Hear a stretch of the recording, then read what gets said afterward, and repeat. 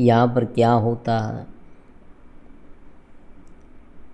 ये गहन विद्या है, ये नृत्य से आनंद की विद्या है, ये चेतस विद्या है। बृहदारण्यक उपनिषद कह रहा है कि एक बार उसे जान ले। शब्द से जान लिया,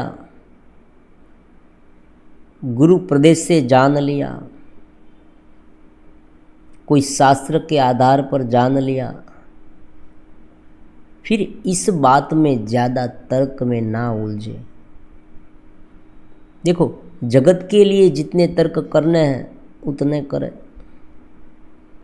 हम जहाँ पर रहते हैं, आप देखें व्यवहारिक जीवन में आप जो भी करते हैं उसमें तर्क करें, ज़्यादा जाने, सब कुछ छूट है।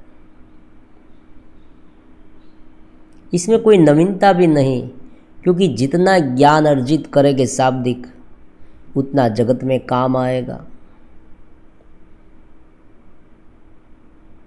यहाँ पर लोग जीवन भर पढ़ते रहते हैं, देखो ये अच्छी बात है, लेकिन जब भीतर जाना है, जब उसमें रहना है, जब उसमें रहकर जगत को देखना है, ये बात बहुत महत्वपूर्ण है। बार बार ये कही जाती है कि एक व्यक्ति ऐसा है कि जिसने भीतर को नहीं जाना है, जिसने अपने आत्मा को नहीं जाना है, जिसने परमात्मा के पूरे अस्तित्व को नहीं समझा है और जो जगत में रहता है, देखो ऐसा व्यक्ति ज़्यादा बंधन में पड़ जाएगा, ज़्यादा आसक्त हो जाएगा, छोटी छोटी बातों पर धराशायी हो जाएगा। लेकिन जो भीतर से चेतस है, उसे क्या करना है। और जो शुरुआती साधक है, जिसको पता नहीं है कि क्या करना है, क्या होता है, उसने जान तो लिया कि यहाँ पर क्या है। जो चेतना मेरे भीतर है, जो मैं का शुद्ध स्वरूप है, जो मैं हूँ, वो निरंतर अनुभव में आने वाला है। ये तो जान लिया। विज्ञाय प्रज्ञानाम ब्राह्मणा, मैंने विज्ञात कर लिया है, मैंने जान लिया है कि हाँ ये है। अब जानने के बाद उनका अनुभव करने में लग जाना है, मुझे भीतर को ढालने में लग जाना है। अगर मैं बार बार हर रोज उनके बारे में भीतर ही भीतर तर्क करता रहूँगा तो निश्चयात्मक बुद्धि नहीं होगी। भगवान ने भी यही बात भगवद गीता में कही कि निश्चयात्मक बुद्धि होनी बहुत आवश्यक है। एक स्थिरता आ जानी चाहिए, समझ विकसित हो जानी चाहिए, चाहे कैसी भी परिस्थिति क्यों न हो। जो खूंटा हमने गाड़ रखा है चित्त स्थिति का, चित्त प्रदेश से जो हम जुड़ गए हैं, फुल ऑफ कॉन्शियसनेस है हमारे भीतर और चारों ओर, उसमें हम रहने लगे। देखो ये बात है ना, वो समझ नहीं आती, बार बार समझ नहीं आती, क्योंकि ये अनुभव सिद्ध बात है। मन के विचारों के घेरे में रहना, फिर धीरे धीरे मन एकाग्र होता है, फिर धीरे धीरे मन शांत होता है, तब जो स्थिति शुरू होती है, देखो वहाँ शुरुआत है। निरंतर मन चंचल रहता है तो उनका सहज अनुभव शुरुआत में करना मुश्किल है, लेकिन एक जगह पर बैठकर ध्यान करेंगे, थोड़े बहुत अपने घेरे को मठारेंगे। देखो ये बात होती है, घेरे को क्या करना है।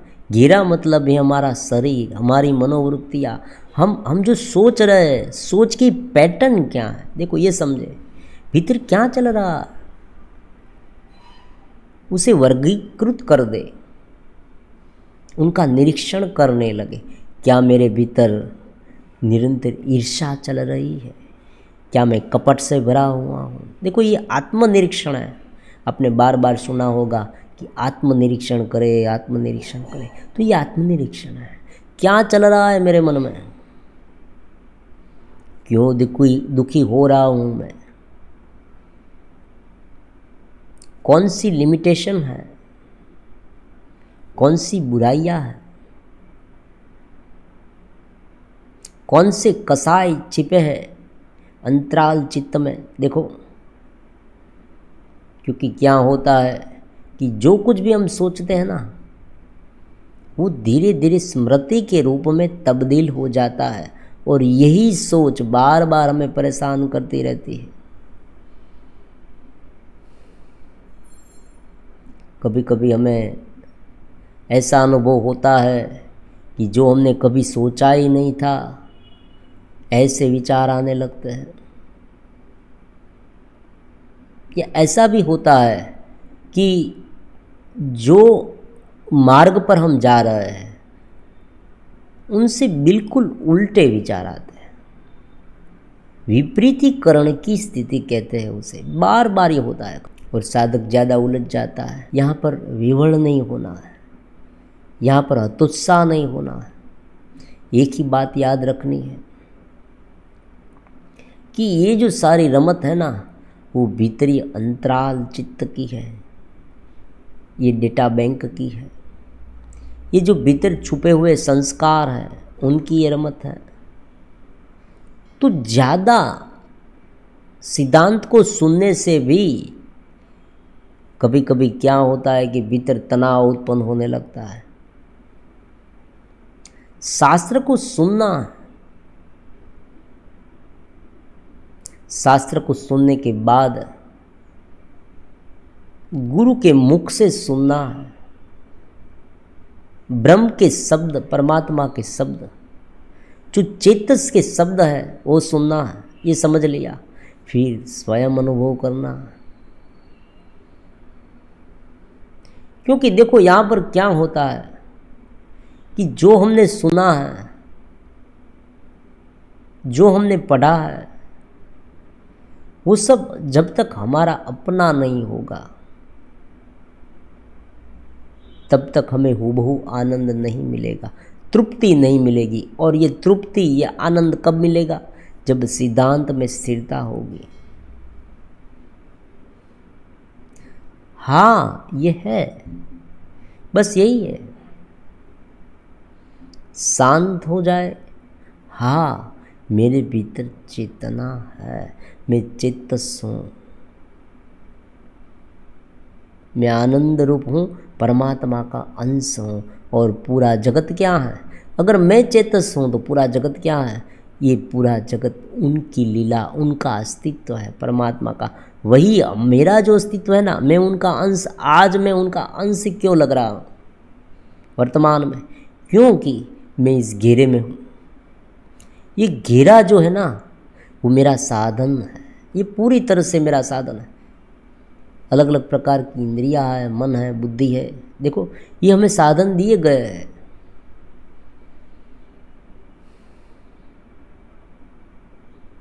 तो भीतर को जानने के बाद बृहदारण्यक उपनिषद ये कह रहा है कि भीतर को एक बार तुमने जान लिया, विज्ञाय प्रज्ञाम ब्राह्मणा, एक बार ब्राह्मण से, ब्रह्म को जानने वाले से जान लिया, गुरु के मुख से सुन लिया। अब क्या करना है? अब तर्क वितर्क में नानुद्यायात बहुछंदावाचो। देखो, अलग अलग प्रकार के व्याख्यान सुनते रहेंगे, अलग अलग प्रकार के तर्क वितर्क सुनते रहेंगे, ये है वो है, ये है वो है। तो इतने सारे तर्क सुन सुनकर बुद्धि में बहुत सारे प्रश्न उठेंगे। प्रश्न उठने चाहिए, ये बात भी है। जगत के लिए जितने प्रश्न करें उतने व्यवहारू है और होने भी चाहिए। जगत की जो अलग अलग प्रकार की समस्याएं हैं हमारे सामने, उनके बारे में बहुत सारे प्रश्न पूछने चाहिए, और ये होता है, ये सब चलता रहता है। लेकिन जब भीतर में स्थिर होने की बात है, जब परमात्मा से मिलने की बात है, तब श्रद्धा रखनी चाहिए, समर्पित भाव होना चाहिए, क्योंकि तब ही घेरा गलेगा। क्योंकि जब व्यक्ति इस तरह से तर्क में उलझेगा तब तर्कयुक्त बुद्धि, देखो ये तर्कयुक्त बुद्धि है ना, वो एक डिस्टेंस मेंटेन करेगी परमात्मा से। क्योंकि जब वो तर्क करता है तब वो वृत्ति तो उनके भीतर है ना, और उस तर्क के अनुसार अगर अलग अलग प्रकार के भाव उत्पन्न होने लगे तो ये भाव के साथ वो गिरता रहेगा, गिरा हुआ रहेगा, और वो भाव उसे परेशान करते रहेंगे। इसलिए जानना है, पहले गिरे को समझना है। शुरुआत में ध्यान करना है, ये कहा गया, शुरुआत में आप ध्यान करो, लेकिन जैसे जैसे ध्यान लगता जाए फिर उस ध्यान में रहो।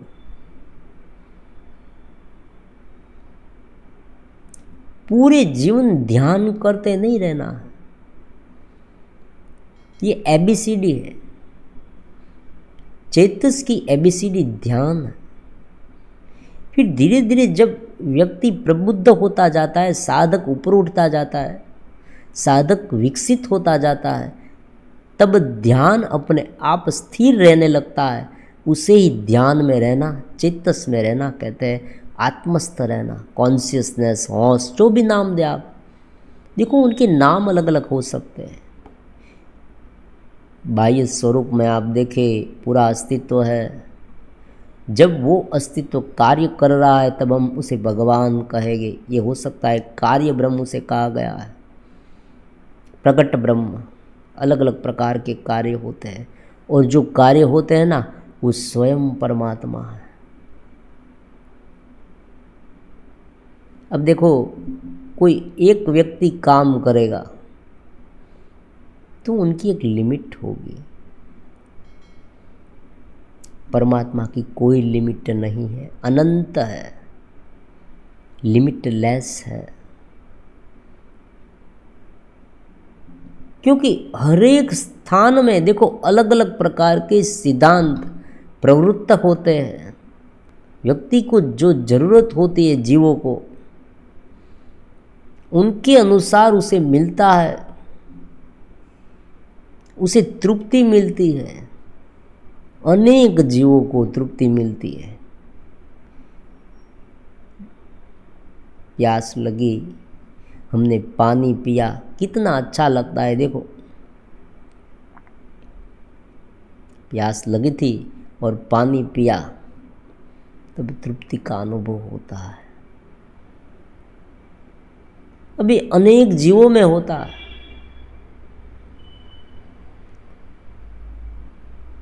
तो ये जो आनंद के रूप में, ये जो तृप्ति के रूप में जो सब कुछ मिलता है, जो अलग अलग प्रकार के साधन उपलब्ध है, तो वहाँ पर परमात्मा का अस्तित्व है।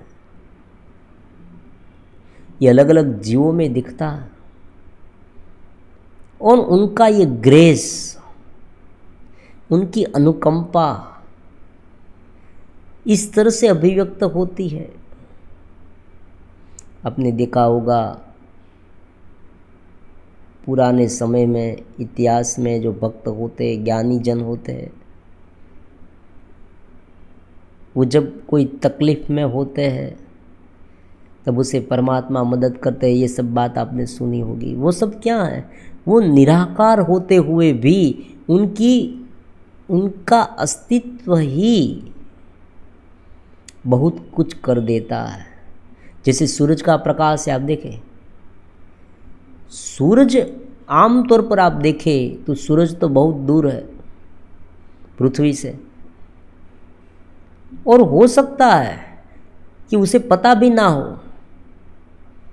कि मेरी शक्ति से ये हो रहा है, क्योंकि अनेक ग्रह है, अनेक तारा है। सूरज जो है उनकी शक्ति से, उनका प्रकाश से, उनके जो प्रकाश है जो पृथ्वी पर आ रहा है, उनके प्रकाश से ये सब हो रहा है। अगर सूरज का प्रकाश ना मिले तो किसी भी प्रकार का वृक्ष नहीं रहेगा, वनस्पति नहीं रहेगी, पेड़ पौधे नहीं रहेंगे। देखो जीवन की संभावना नहीं टिक पाएगी, जीवन रहेगा ही नहीं। अगर सूरज बुझ जाए, सूरज कहीं और चला जाए या पृथ्वी उनसे दूर चली जाए, सूरज का प्रकाश मिलना बंद हो जाए, तो पृथ्वी में जीवन रहेगा नहीं, जीव सृष्टि समाप्त हो जाएगी। तो केवल उनके होने से ये हो रहा है। इसी तरह से परमात्मा चेतना के प्रभाव से ये देखना, सुनना, खाना, पीना, सोचना, देखो सभी प्रकार की क्रियाएं करना, बोलना, कहीं पर जाना, सभी प्रकार की क्रियाएं उनसे संभव होती है, क्योंकि वो है, पूरे जगत में वो है। तो उस अस्तित्व के चेतस भाग में रहना, यही तात्विक बात है। जब हम कोई भी विचार करते हैं, जब कहीं पर बैठे हैं, जब सोच रहे, चल रहे, फिर रहे, विचार विमर्श कर रहे, उस सभी स्थिति में जो बाह्य रूप से हमारे सामने है, जो हम मन में रहते हैं, मन के कोई एक विचार में रहते हैं, तब हमारे वो चेतस पाठ को हम भूल गए जो भीतर से जानने वाला है, जिनके माध्यम से ये हो रहा है ना, उसे हम भूल जाते हैं। बस यही हमारा प्रॉब्लम्स है। और यही बृहदारण्य उपनिषद कह रहा है कि एक बार तुम ये सुन लो, एक बार तुमने गुरु के मुख से सुन लिया, एक बार तुम चेतस हो गए, तुमने ये सुन लिया कि हाँ मेरे भीतर चेतना है, फिर ये पकड़ रखना, ये खूंटे को पकड़ रखना है, क्योंकि ये निवृत्ति, ये बाह्य तल को छोड़ने वाला ज्ञान है। जितना तुमने इकट्ठा कर रखा है अहंकार से, वो सब तुम्हें छोड़ना है। ये नहीं, ये नहीं, ये नहीं, तो बाद में क्या रहता है? अंत में तुम्हारा स्वरूप रहता है, जो परमात्मा का अंश है। क्योंकि हर एक स्थिति में ये होता है, हर एक स्थिति में उनका अस्तित्व होता है। हम रात सो जाते हैं, देखो तब भी हम तो है ना, हमें अपने आप का अनुभव तो होता है ना।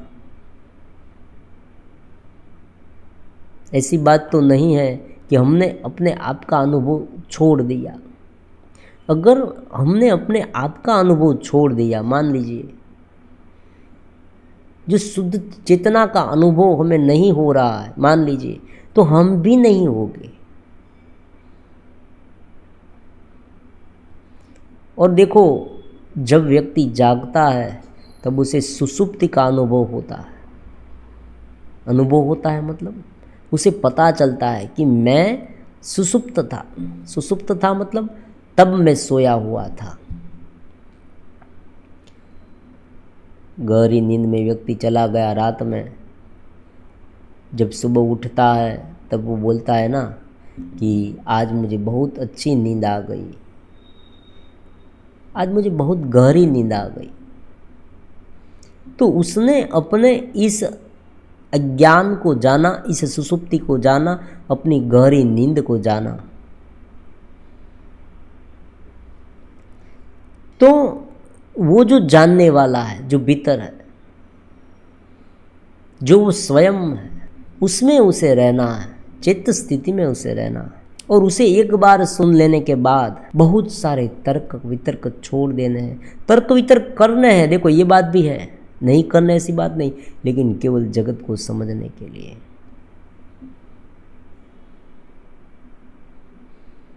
चेतस में रहने के लिए इतने तर्क की आवश्यकता नहीं होती, उसमें जरूरत होती है छोड़ने की, खाली होने की। जितना खाली होते जाएंगे उतनी शक्ति आपो आप ऊपर उठती जाएगी। जैसे ही मन ध्यनस्थ होगा, जैसे ही मन को हम देखेंगे मन शांत हो रहा है, वैसे धीरे धीरे ये कुंडलिनी शक्ति भी जागृत होगी, चित्त शक्ति से हम भर जाएंगे। क्योंकि ये बाह्य जो प्रलाप भीतर घुघू चल रहा है ना, वही हमें रोक रहा है। और यहां पर ये बात भी नहीं होती है कि केवल मन को पूरी तरह से नाबुद कर दे। देखो ये बात होती है, साधन है हमारा। मन जगत के लिए गलत नहीं है। जब जगत में काम कर रहा है तब मन गलत नहीं है। मन जब ज़्यादा सोचने लगता है, कोई भी विषय के बारे में वो ज़्यादा इधर उधर का सोचने लगता है, और उसमें ये जो कसाय उत्पन्न होते हैं ना, वो व्यक्ति को ज़्यादा विवड़ बना देते हैं।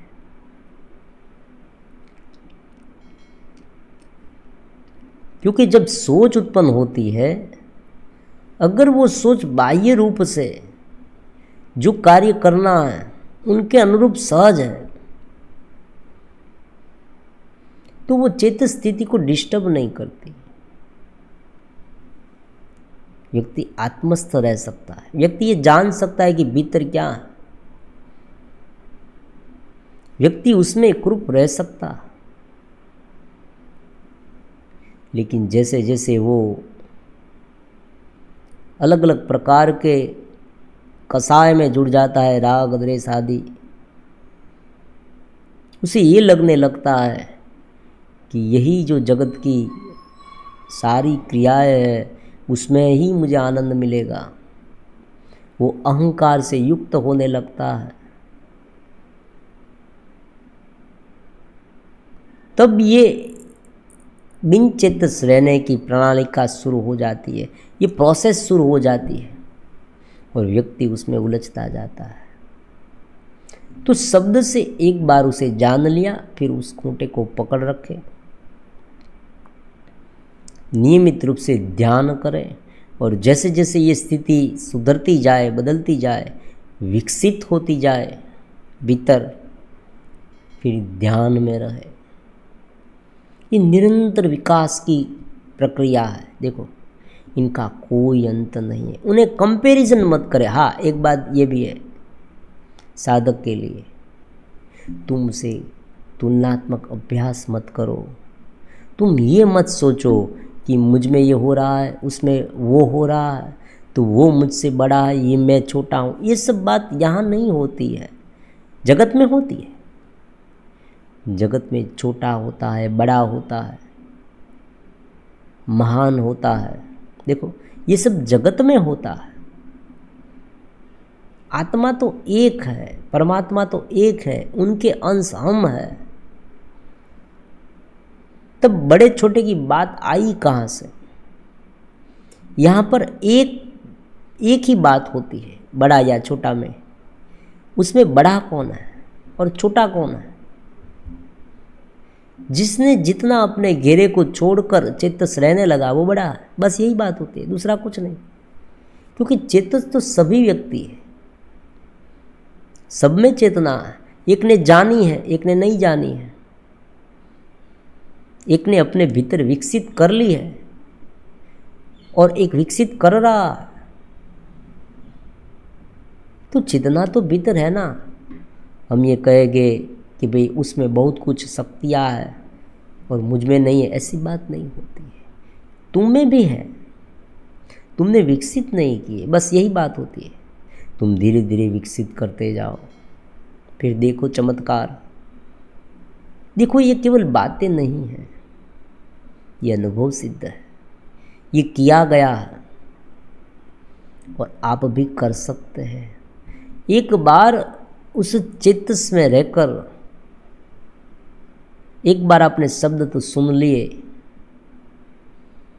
शब्द सुनने के बाद शांत होते जाए अपने भीतर, अपने ही मैं, शुद्ध चेतना में शांत होते जाए, अभिभूत होते जाए।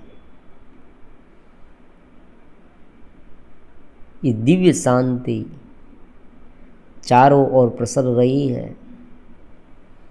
पूरा जगत प्रकाश से भरा हुआ है, चेतना से भरा हुआ है, और उनका अंश मैं हूँ जो बाहर प्रकट हो रहा है।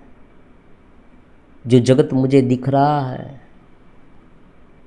जो मेरे बाहर के अंग है, जो मेरी इंद्रियां है, जो मेरे साधन है, उनके माध्यम से मैं ये सब कर रहा हूँ बाहर जगत में। लेकिन भीतर से मैं देख रहा हूँ सारी क्रियाएं, फिर मैं शांत होता जा रहा हूँ।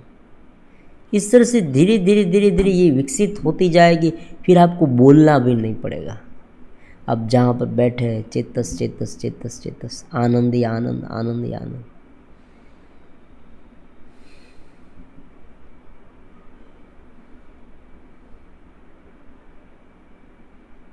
महाभारत के युद्ध में जब भगवान ने भगवद गीता का ये बहुत ही अद्भुत संदेश दिया, ये मेरा विश्वरूप दर्शन देखो तुम।